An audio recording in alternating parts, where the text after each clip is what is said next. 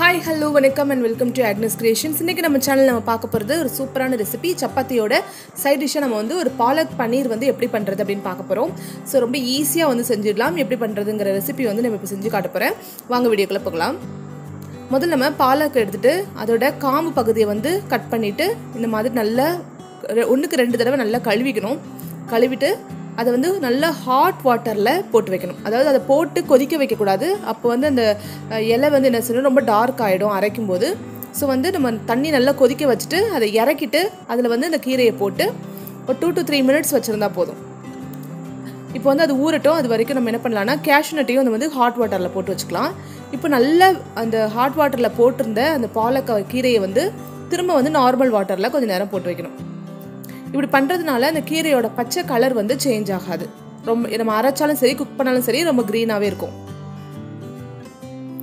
இப்போ நம்ம இதை எடுத்து அரைச்சிக்கலாம். இதில் வந்து நல்ல தண்ணியை வந்து நல்லா உறிஞ்சிருக்கும். அதனால் நம்ம தண்ணி சேர்க்க வேண்டாம், அப்படியே அரைச்சிக்கலாம். நம்ம நைஸ் பேஸ்ட்டாக நம்ம அரைச்சி எடுத்துக்கணும். ஒரு கடாய் வச்சு அதில் கொஞ்சமாக நம்ம வந்து வெண்ணெய் சேர்த்துக்கணும். அப்புறம் இஞ்சி பூண்டு ரெண்டையும் வந்து இந்த மாதிரி நைஸாக வந்து தட்டிட்டு போட்டால் போதும். ரொம்ப வந்து கிரைண்ட் பண்ணி போட வேண்டாம். இது ஓரளவுக்கு குக் ஆனதுக்கப்புறமா ஒரு வெங்காயத்தை சின்னதாக கட் பண்ணிவிட்டு அதையும் சேர்த்துக்கோங்க. வெங்காயமும் இஞ்சி பூண்டு எல்லாம் சேர்ந்து நல்லா வதங்கினதுக்கப்புறமா கொஞ்சமாக உப்பு, ஒரு டீஸ்பூன் அளவுக்கு மிளகாய்த்தூள், ஒரு அரை டீஸ்பூன் அளவுக்கு கரம் மசாலா தூள் சேர்த்து நல்லா மிக்ஸ் பண்ணிக்கணும். இது பச்சை வாசனை போகிற வரைக்கும் நல்லா இதை வதக்கிக்கணும். இது நல்லா வதங்கினதுக்கு அப்புறமா நம்ம அரைச்சி வச்சிருக்க அந்த பாலக் பேஸ்ட்டை இதில் சேர்த்துக்கணும். சேர்த்துட்டு நல்லா மிக்ஸ் பண்ணிக்கலாம். மிக்ஸ் பண்ணிவிட்டு நல்லா பபுள்ஸ் வர வரைக்கும் இது குக் ஆகட்டும். ரொம்ப குக் ஆகணும்னு அவசியம் இல்லை. பன்னீர் சேர்த்ததுக்கப்புறமா சேர்த்து இது குக் ஆனால் போதும். இப்போ நம்ம பன்னீரை நல்லா க்யூப்ஸாக கட் பண்ணிவிட்டு அதையும் சேர்த்துக்கலாம். பன்னீர் வேகிற வரைக்கும் அந்த கீரையும் சேர்ந்து நல்லா வேகணும்.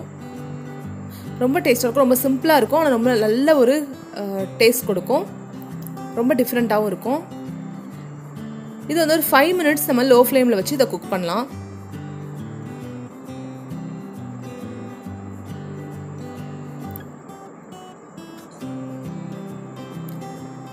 பன்னீர் வந்து நல்லா குக் ஆகி நல்லா பபிள்ஸ் வருது. இப்போ நம்ம வந்து அரைச்சி வச்சிருக்க அந்த முந்திரி பருப்பு பேஸ்ட்டை வந்து நம்ம சேர்த்துக்கணும். ஒருவேளை முந்திரி பருப்பு பேஸ்ட் வேணாம் அப்படின்னா நீங்கள் ஃப்ரெஷ் க்ரீம் கூட ஆட் பண்ணிக்கலாம். 2 to 3 minutes இது வந்து நல்லா குக் ஆனதுக்கப்புறமா நம்ம வந்து இந்த சப்பாத்தியோட சூடாக சாப்பிடலாம். ரொம்ப டேஸ்ட்டாக இருக்கும். ரொம்ப ஈஸியாகவும் இருக்கும் செய்கிறது. ஸோ நீங்களும் ட்ரை பண்ணி பாருங்கள். ட்ரை பண்ணி பார்த்துட்டு எப்படி இருக்குன்னு சொல்லுங்கள். இந்த வீடியோ உங்களுக்கு பிடிச்சிருந்ததுன்னா லைக் பண்ணுங்கள், ஷேர் பண்ணுங்கள், சப்ஸ்கிரைப் பண்ணுங்கள். வீடியோ பார்த்ததுக்கு நன்றி.